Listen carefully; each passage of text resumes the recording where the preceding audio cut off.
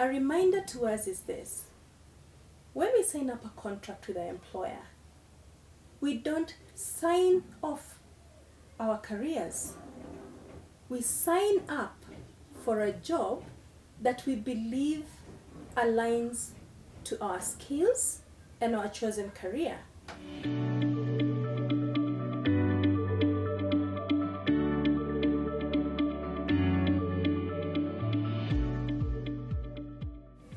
Did you get back to work this week after the Christmas holiday and think, same old job, same old desk, same old colleagues, same old emails for those working virtually, and same old, sometimes annoying boss?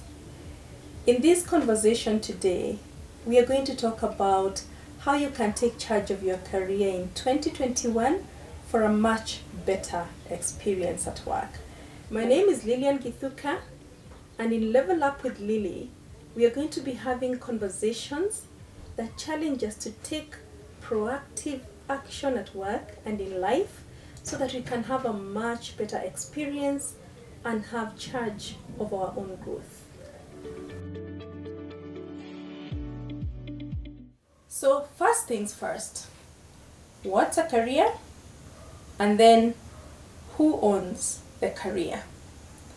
So a career really is a profession or an area of work that we practice for a significant part of our life, such that it becomes our life's work.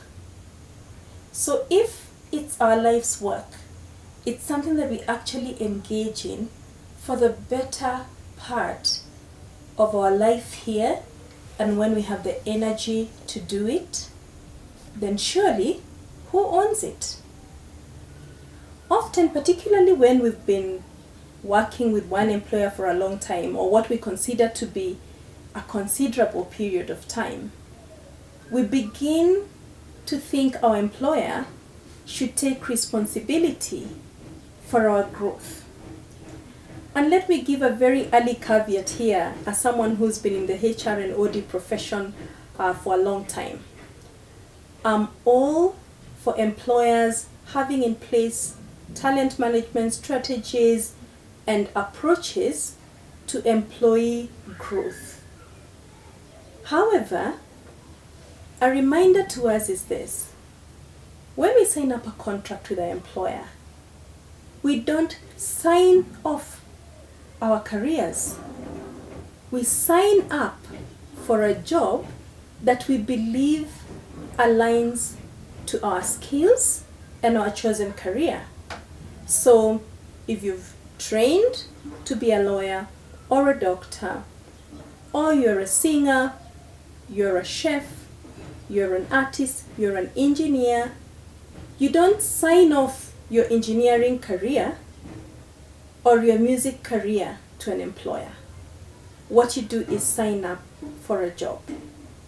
So when we bear that in mind, we will recognize that the career growth and the ownership of our career is in our hands. So before we even talk about what we need to do, let's think about some of the traps that come in the way of our career growth.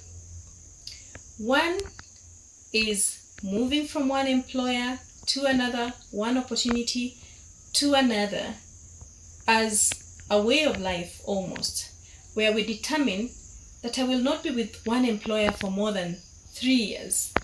And oftentimes we imagine, and sometimes it's true, but not always, that demonstrates our ambition.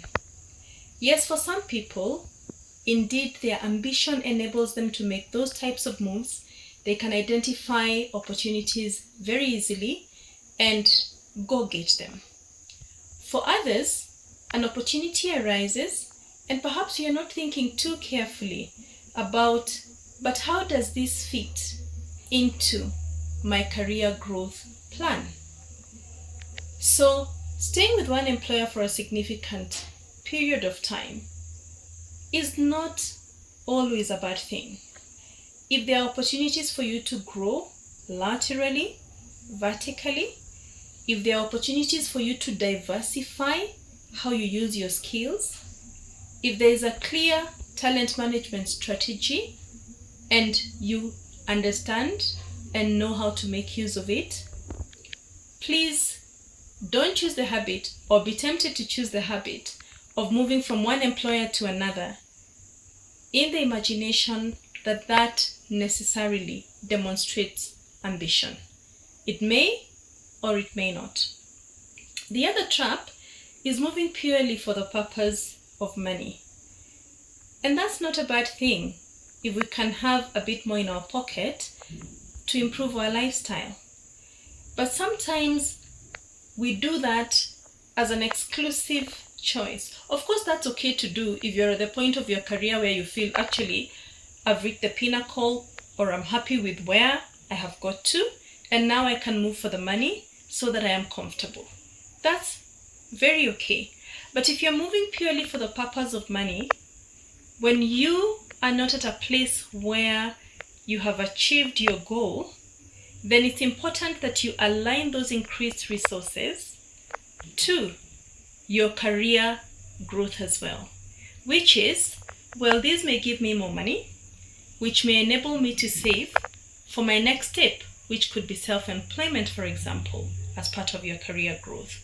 Or the organization I'm moving to will not only give me more money, but also has more opportunities for my growth. Or sometimes, certainly, we don't have a choice and we have to make that move because that money is actually really needed. The third trap I think about is being so invested in the responsibility of our employer to have a plan for our growth. Please remember that your employer invests in your growth for the success of the organization. So if your own success is in tandem with that success, then very well and good. But their primary interest is to keep you motivated so that you're fully engaged, so that there's value for money for their end goal. So you also need to really be keeping your part of the bargain for yourself, which is, does my employer's growth plan for me and the opportunities available here fit in with where I desire to get to? If you're over-invested and your employer fails to do something, then you end up feeling stuck, complaining, and drained of your energy. And sometimes feeling quite bitter and entitled about what may have happened or not happened. I will say two things. One is, internally, we can look for opportunities. We can look around and say, are there opportunities in my department or other departments that I could show or express my interest for? Are there projects that are ongoing that I could volunteer myself to be part of? Have I identified, influencers within the organization that I could let know that I would like to grow? Have I been taking up, for example, training opportunities that communicate that I'm someone who wants to expand their horizons and expand their capabilities? All those and more are things that we can do internally, even when we are still in the position that we are in now.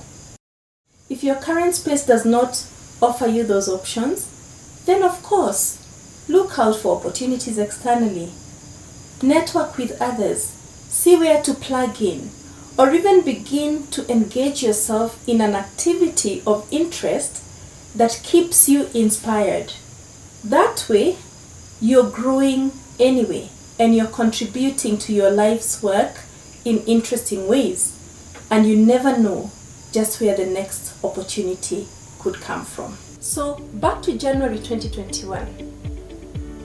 If you're feeling stuck, or if you have this nagging feeling that something needs to change, that you're not really using the full measure of your potential, or if you have a surge of ambition, don't waste that energy. Use it for your career plan and the strategy for your career growth. The proactive behavior and action we're encouraging you to have is take ownership of your career growth. It's your life's work. It carries your purpose. If you've liked this video, click the subscribe button, share with your friends and family, and join us on Thursday for another inspiring session.